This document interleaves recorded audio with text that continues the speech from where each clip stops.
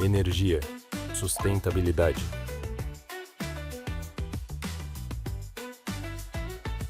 Eco Gateway Talks. Olá pessoal, estamos iniciando mais um Eco Gateway Talks. Já inicio te fazendo um convite para que você se inscreva no canal e acione as notificações, porque todas as quartas às 10h30 nós temos um novo episódio e sempre com um convidado muito especial. Hoje nós temos o prazer, a honra de receber Giovânio Santos, ele que é diretor de infraestrutura e projetos de capital da Deloitte. Giovânio, muito obrigada pela sua presença.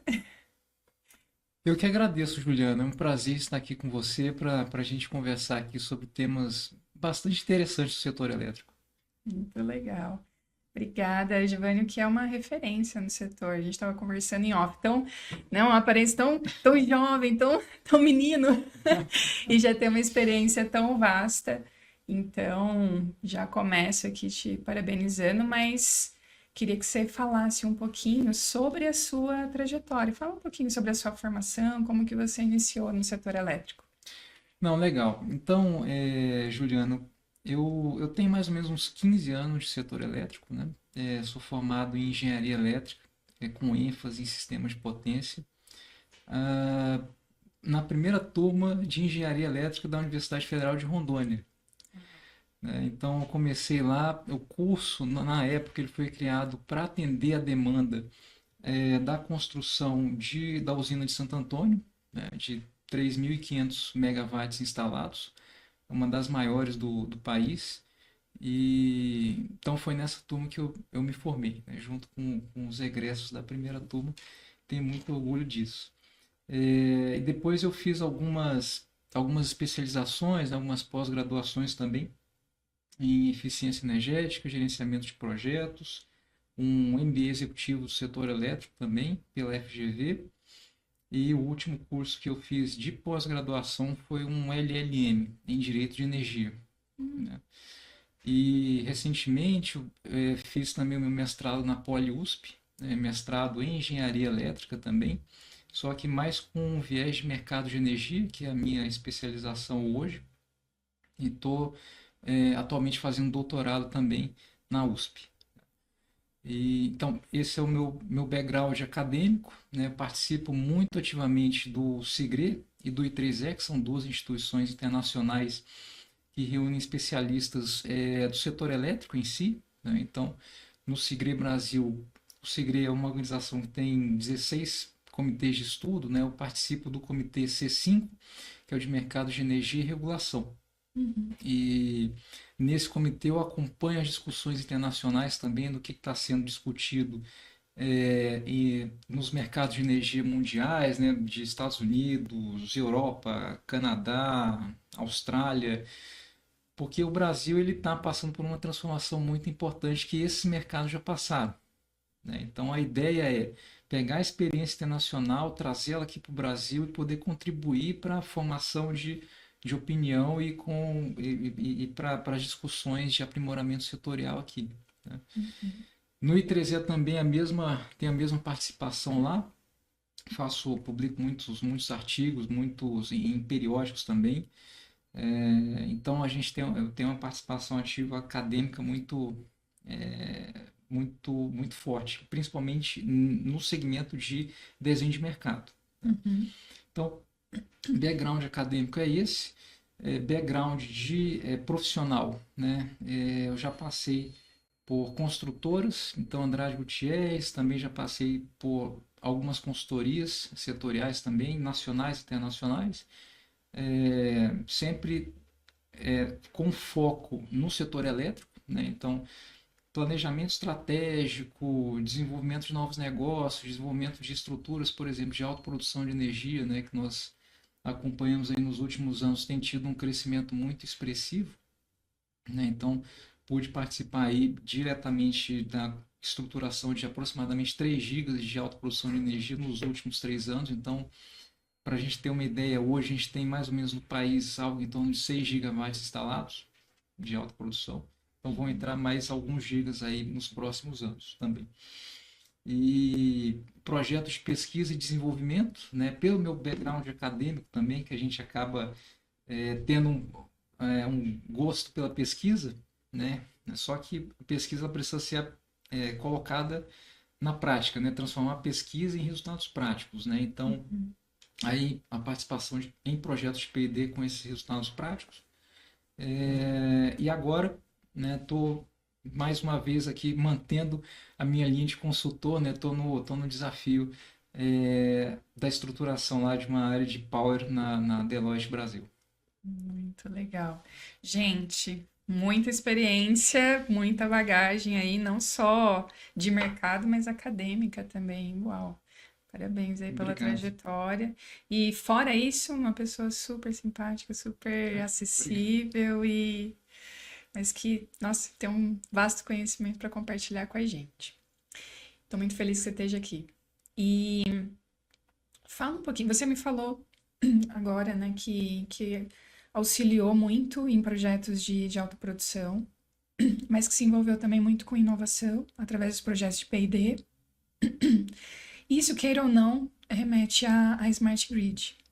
Então, dada a importância do Smart Grid, da inovação na transição energética, conta um pouquinho para a gente o que você entende que são esses desafios hoje em dia.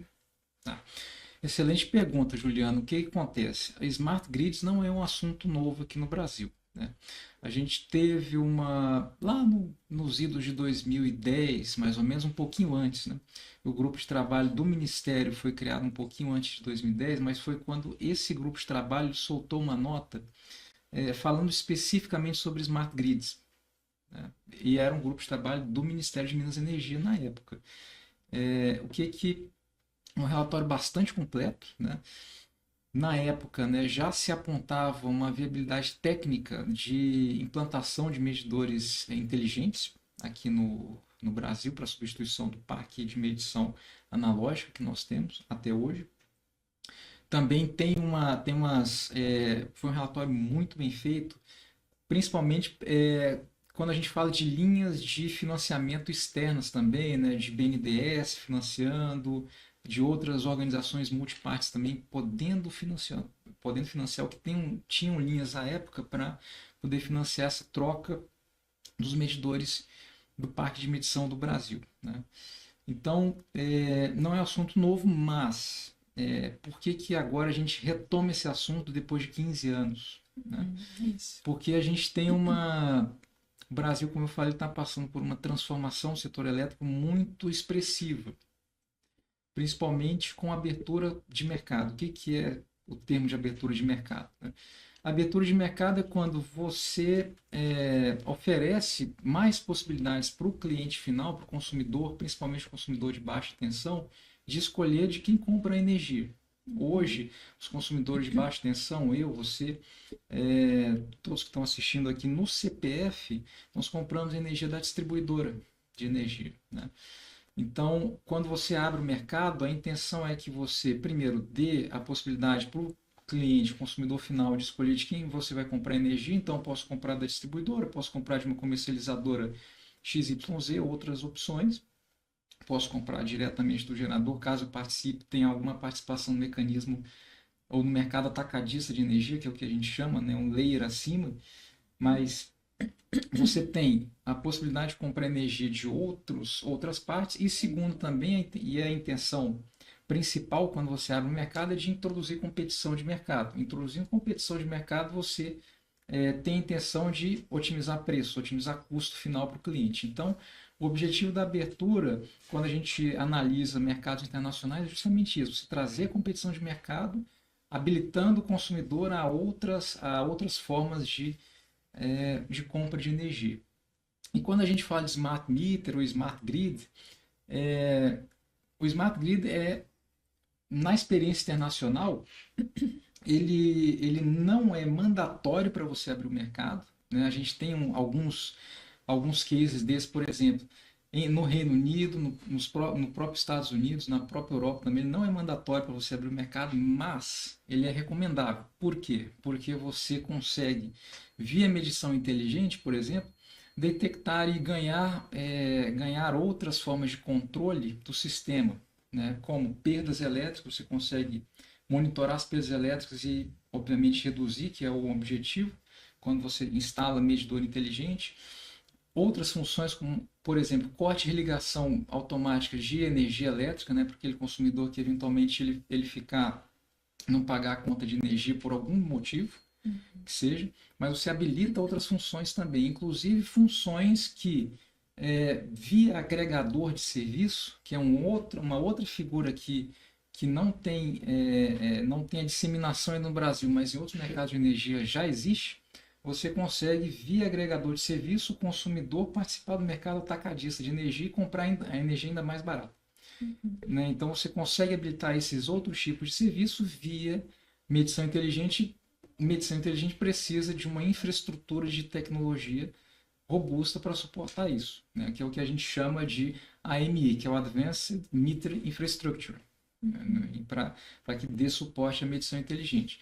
Então, acho que esse é um tema bastante desafiador, né? A gente tem hoje a portaria do Ministério, a portaria número 111 de 2025, que determina que em 10 anos, ou seja, até 2035, as distribuidoras elas precisam instalar medição inteligente e digitalizar as redes de distribuição delas, das respectivas concessões.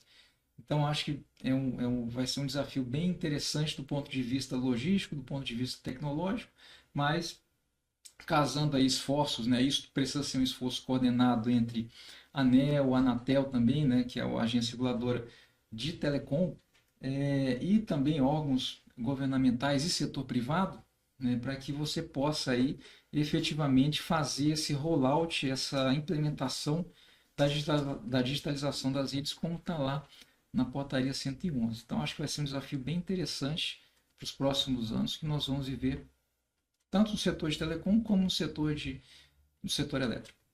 Muito legal. Não são poucos os desafios, mas já existem mecanismos, existem tecnologias, existem modelos lá também lá de fora, né, internacionais.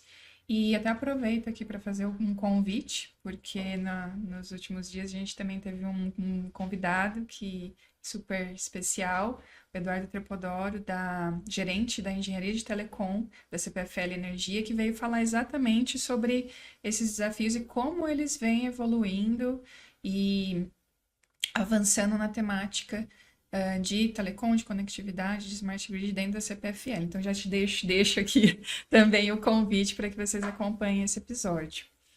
E trazendo essa questão, né, da abertura de mercado, a importância da medição, do consumo de energia, até mesmo para a gestão mesmo, né, a gestão dos ativos, gestão da energia, e para melhorar a qualidade de toda a população, de todos os consumidores, e também das edificações. Então, já fazendo um gancho, eu te pergunto, na sua visão, onde que as edificações sustentáveis, os prédios inteligentes, entram nesse contexto? Eu acho que as edificações sustentáveis eles têm um papel fundamental nisso, né? Principalmente quando a gente pensa em termos de agregação de serviço e agregação de carga.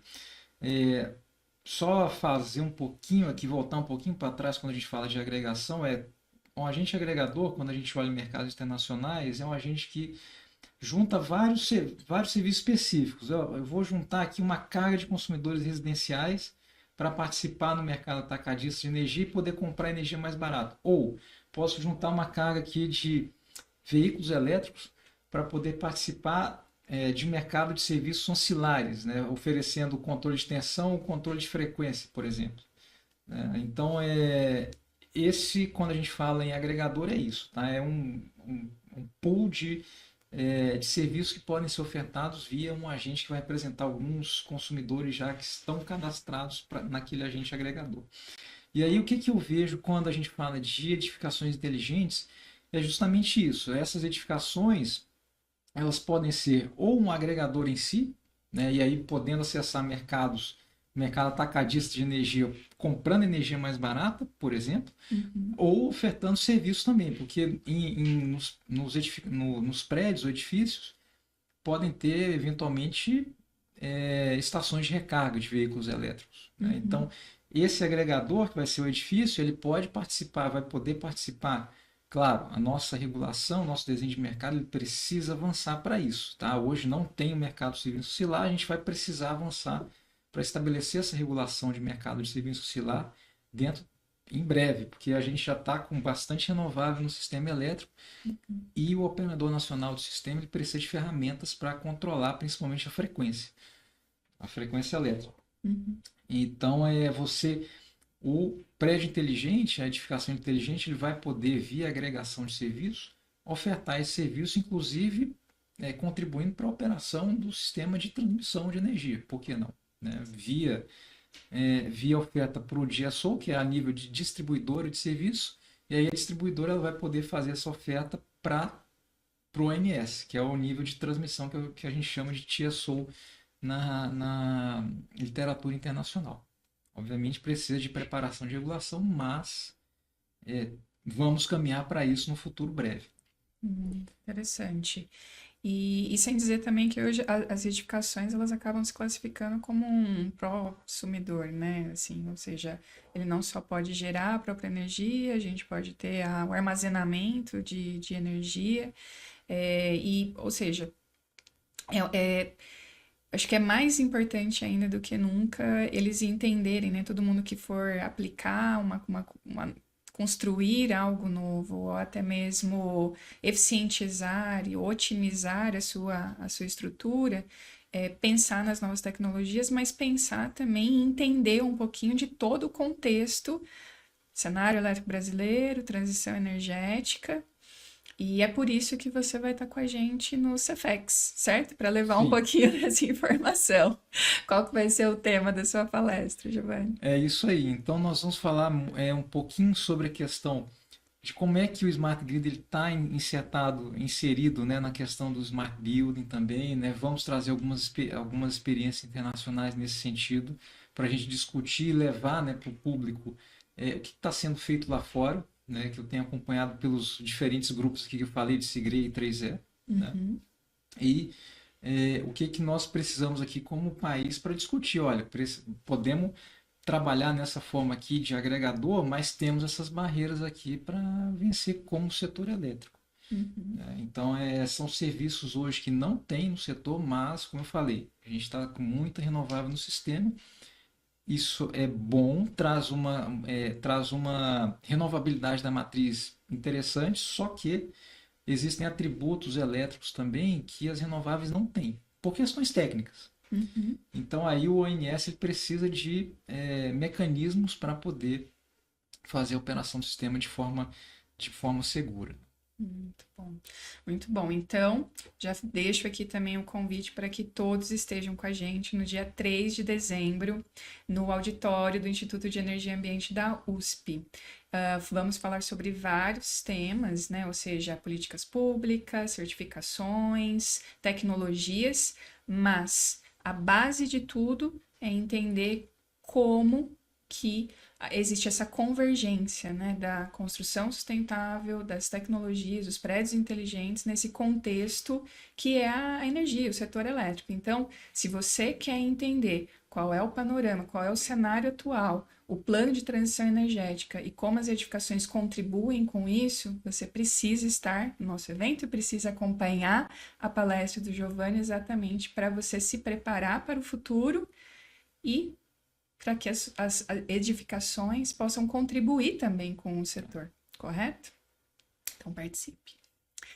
Giovanni, com relação agora a futuro, né? Você falou que você tem um novo desafio, que você está hoje na Deloitte, que você está numa missão de construir essa nova área de power.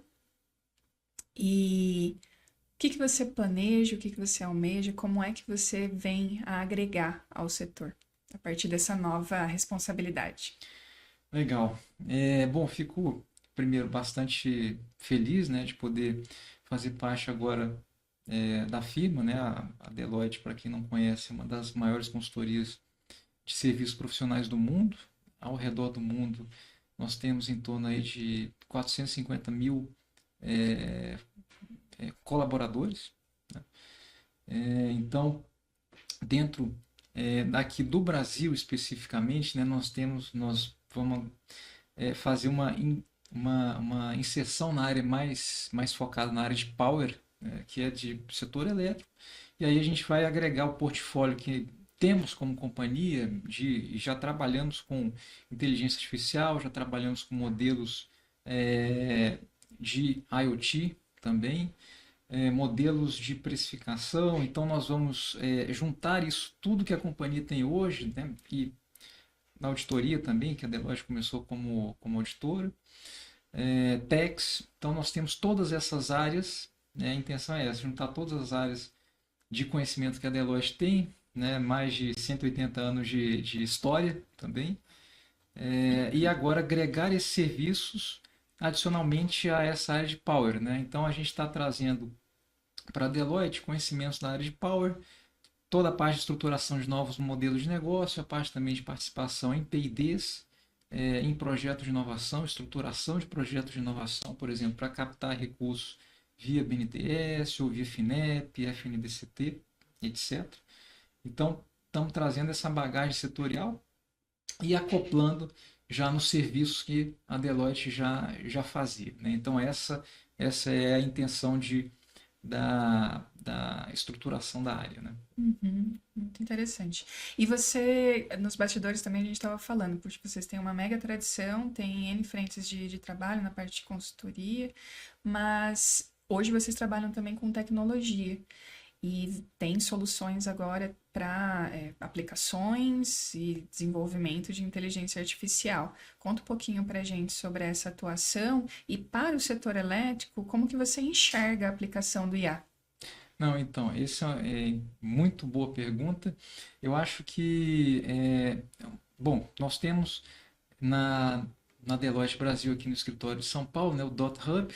O Dot Hub é um hub de conexão justamente para promoção desse assunto de inteligência artificial, de inovação tecnológica também. Então temos inovações, projetos desde construção civil, passando por vários setores, mineração, ferrovia, rodovia. Então trabalhamos muito forte com inovação, é um dos pilares que a corporação tem.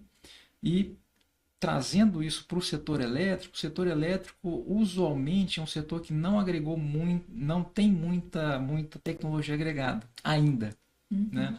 Passará a ter porque a gente está discutindo justamente Smart Grid, Smart City, né? E agora com a abertura de mercado vai ser importantíssimo que as tecnologias elas sejam acopladas no setor elétrico para habilitar outros serviços, como eu falei, né? Você está na sua casa, você fala para a distribuidora, pode falar, né? A gente já viu isso em outros mercados, pode falar, olha, eu posso, a distribuidora pode desligar meu ar-condicionado aqui durante a noite para economizar energia? É uma opção do consumidor, né? Falar isso para a distribuidora. Isso a gente já vê em outros mercados, por exemplo. Mas isso só vai ser habilitado com IoT, com tecnologia, né? Então é o que a gente chama de Energy as a Service, né? Então isso vai ser fundamental para incorporar a tecnologia, incorporar IA e o IoT dentro do setor elétrico para a gente ter um movimento organizado de abertura de mercado, um movimento que ele dê mais opções de produtos para o consumidor e que o consumidor, na prática, no final do dia, tenha uma redução de custo de energia, né? Que é o que o consumidor ele almeja no final do dia, né? Para o bolso. Com certeza. É super importante. E vai ser também, óbvio que o desenvolvimento da tecnologia dos parâmetros é importante, a implementação é um desafio, e acho que tem algo a mais ainda a ser desenvolvido, que realmente são os mecanismos, as políticas públicas, normas específicas, porque imagina selecionar, né? Ou seja, nos momentos ali de necessidade, onde fazer o desligamento, né? Quais serão os requisitos ali de priorização. Que aí tem bastante discussão, né? Mas no seu entendimento, o que seria um bom caminho? Eu acho que um bom caminho seria, primeiro, a gente estabelecer metas, como o Ministério já estabeleceu, por exemplo, né? Olha, precisamos fazer digitalização da rede. Beleza.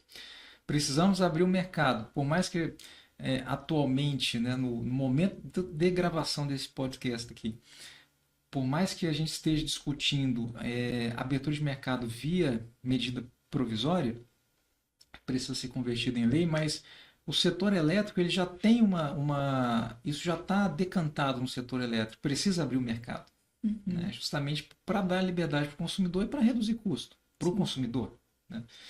Então isso já está muito bem decantado no setor elétrico. Então o ponto é esse, ou seja, abertura de mercado. Depois, a questão de padronização e criação de comitês técnicos, por exemplo, aí a gente pode ter a participação, por exemplo, da ABNT, do Inmetro, da própria Anatel, a ANEEL, né, que são agências reguladoras e autarquias muito importantes para estarem conversando em conjunto sobre isso. Definição, e para que isso? Né? Para definição justamente de parâmetros técnicos de interoperabilidade e controle de layers, né? Como comunicar e para quem comunicar essa informação. Então, a partir disso, aí você cria os parâmetros técnicos para os medidores inteligentes e aí você pode fazer um rollout já com todos esses parâmetros definidos. Mais importante, o que a gente sempre viu nos mercados internacionais quando a gente olha, a definição estratégica. Vamos por essa linha aqui de adoção de tecnologias, adoção de infraestrutura de medição inteligente, adoção de smart meter. Interessante. Show de bola. Então, temos ali alguns passos a seguir, né? E também, você falou agora, né, de abertura do mercado, queira ou não, temos toda uma questão da geração distribuída que vem acontecendo, né? As MPs que estão em discussão. Mas tem aí uma nova tecnologia, uma nova fonte, que é o hidrogênio, amônia, etc. E que é algo que você também participa e contribui bastante. Fala um pouquinho para a gente sobre esse mercado, sobre a inserção do hidrogênio nesse contexto, né, da matriz energética, e da sua atuação. Hoje você faz parte de uma associação. Conta para gente. Sim, então hoje eu sou conselheiro da ABAV, que é a Associação Brasileira de Hidrogênio e Amônia Verdes. O que a associação ela defende, né? Primeiro, é uma associação muito pro-business, né? Ou seja, muito a favor da indústria aqui do hidrogênio. E aí a gente não fala só de grandes projetos de hidrogênio, a gente também fala de projetos menores, projetos em pequena escala, 5 megawatts de eletrolisadores, 10 megawatts de eletrolisadores, né? Justamente porque esses projetos eles podem ajudar a viabilizar, inclusive, projetos de grande escala, de grande porte. São os projetos de Giga Plus que falamos, né? E aí, quando falo de gigawatts instalados, é de capacidade de eletrolisador. Então, no conceito e na visão da associação, você ter projetos descentralizados de hidrogênio para começar uma redução de CAPEX para os projetos maiores faz sentido. Então a gente já vê algumas aplicações práticas disso em projetos de P&D, por exemplo, né? O próprio IPT aqui na USP, né? Ele que fica na USP, ele lançou o laboratório de hidrogênio recentemente, né? Temos outras iniciativas também, assim como outras universidades que têm laboratórios de hidrogênio também.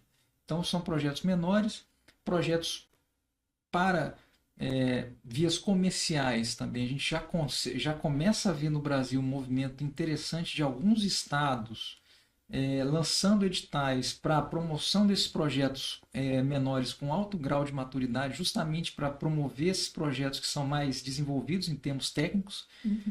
Então, com alguns incentivos para tirar do papel o projeto. Então, a gente já começa a ver esse movimento em alguns estados muito importantes. E o hidrogênio de baixo carbono, aqui eu não vou colocar só o hidrogênio verde, né, que é o hidrogênio obtido a partir de eletrólise, mas o hidrogênio de baixo carbono em si, ele vai ter um papel muito importante na transição energética. E aqui no Brasil, também a associação ela olha muito para a questão de aplicações energointensivas, que a gente chama, de, por exemplo, siderurgia, também aplicações de fertilizantes para a produção de amônia verde, por exemplo, né? Nós, como país, importamos mais de 85% do fertilizante que a gente usa aqui no Brasil. Então, acho que é uma aplicação muito viável hoje, muito interessante para o hidrogênio de baixo carbono, para fazer compostos sintéticos e aí produzir amônia em algumas regiões aqui para produção de fertilizante, né, por exemplo. E aí você tem, obviamente, você tem hubs que eles já começam a aparecer, pelo menos os MOUs deles já começam a aparecer na costa, né, como a gente tem em Pecém, a gente tem em Açu também, hubs que tem uma vocação muito grande para exportação, porque já estão na costa e aí você consegue exportar o hidrogênio. Uhum. Mas a gente também tem hubs internos voltados para a produção interna no Brasil, né? Então, esses hubs internos eles podem ser muito bem utilizados para a produção, por exemplo, nesses setores que eu comentei. Então, indústria, por exemplo, de Minas Gerais, que é forte na produção de aço, né? Colocar lá o aço verde, por exemplo, outras aplicações também nessa via do hidrogênio de baixo carbono. Então, eu acho que nesse sentido, essa molécula vai ter um importante papel na transição energética, não só do Brasil, como no mundo também, né? Ou seja, é a energia do futuro. Sim, sim. Muito legal. Eu já queria até aproveitar aqui também e mandar um abraço, dar os parabéns para o pessoal do Senai Energia, de Indaiatuba. Estive recentemente com eles, eles formaram um comitê técnico para avaliação dos cursos que serão disponibilizados aí nos próximos anos relacionados à energia e GTD. Então, tive o prazer de compor esse comitê e eu achei muito interessante, porque não só eles têm o laboratório de hidrogênio lá, que muito bem equipado, de última geração, disponível para os alunos para a formação dos profissionais do futuro, mas como eles têm também, né, todo um trabalho lá de consultoria e tudo mais em projetos. Então eu fiquei bastante impressionada, parabéns para eles e por toda essa iniciativa, né? E eles vão ter muito em breve um curso de Power to X, exatamente, né, por conta do hidrogênio verde, baixo carbono, amônia, né? Porque eles entendem que é o futuro, precisamos de profissionais, precisamos desenvolver essas competências, estão ouvindo o mercado, inclusive, para aprimorar essas grades curriculares, para oferecer cursos de alta qualidade, porque o Senai sempre fornece para o setor, para o mercado, profissionais de alto nível. Então, parabéns, Senai, agradeço a parceria também. E, bom, já caminhando aqui pro final do nosso bate-papo, que por mim eu ficava aqui até amanhã, tem muita coisa interessante para a gente conversar, mas próximos passos, assim, hoje, o que você entende como as grandes contribuições aqui para o setor, né? Seja você, Giovânio, a própria Deloitte, o que você deixaria de mensagem aqui para o nosso público, para o mercado de maneira geral? Tá, eu vou deixar uma mensagem mais genérica aqui, né? O que a gente tem visto, principalmente em discussões nesses fóruns internacionais que eu tenho participado, é o seguinte: o setor energético, e aí eu vou falar do setor energético, não só do setor elétrico, ele está passando por uma transformação muito grande, vai precisar passar por uma transformação muito grande, porque a gente precisa, como mundo, descarbonizar a forma como a gente gera energia hoje. Então, esse é um primeiro ponto. Dado isso, e aí tem vários think tanks que apontam, por exemplo, IEA, que é a Agência Internacional de Energia, aponta que lá em 2023 foi a primeira vez que os investimentos em renováveis foram maiores do que os investimentos em geração térmica de energia. O que isso indica? Indica que novas tecnologias estão participando cada vez mais do grid, né, da rede elétrica, do setor elétrico, e essas novas tecnologias implicam em novos desafios operacionais para os operadores de sistema, principalmente os operadores de alta tensão. Uhum. Precisam manter sempre o balanço entre carga e geração de energia. Isso vai demandar conhecimento. Uhum. Então, não só conhecimento de operação de sistema, conhecimento dessas novas tecnologias, sistemas de armazenamento, solar e eólica, que já são tecnologias consagradas, mas que os inversores de frequência eles estão evoluindo, a eletrônica deles tem evoluído bastante, principalmente com a agregação de algumas funções como forming ou grid following, né? Que é formação de frequência, né? Você pode fazer ali alguma modulação disso, mas esses conhecimentos para as novas tecnologias é um ponto importante também que a gente precisa estar atento como sociedade. Precisamos formar profissionais que compreendam os desafios do setor elétrico, que a operação está cada vez mais desafiadora para o ONS.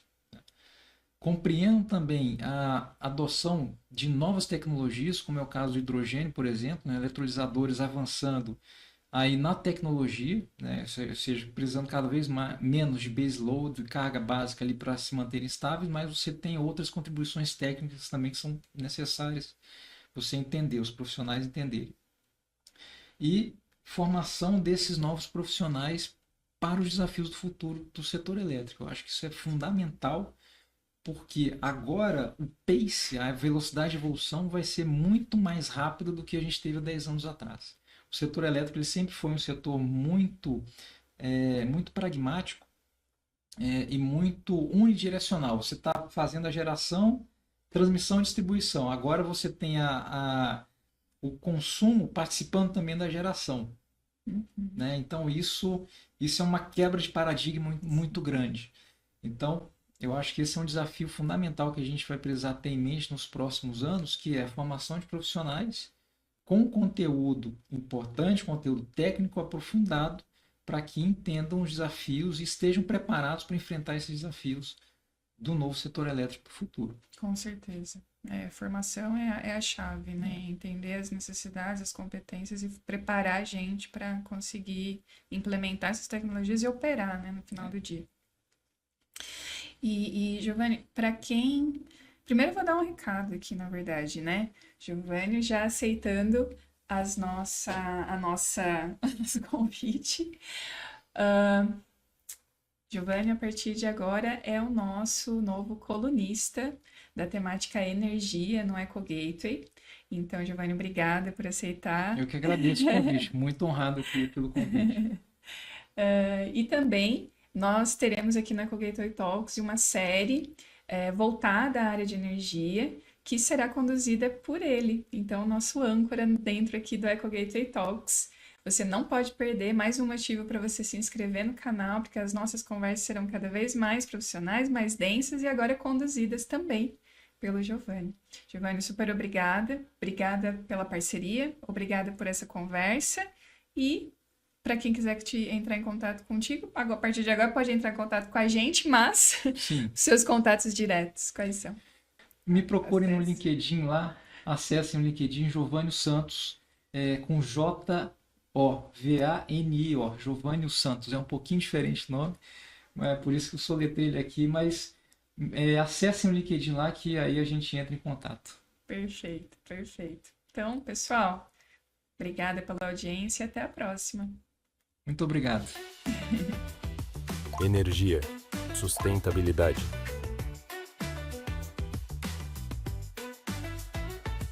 Eco Gateway Talks.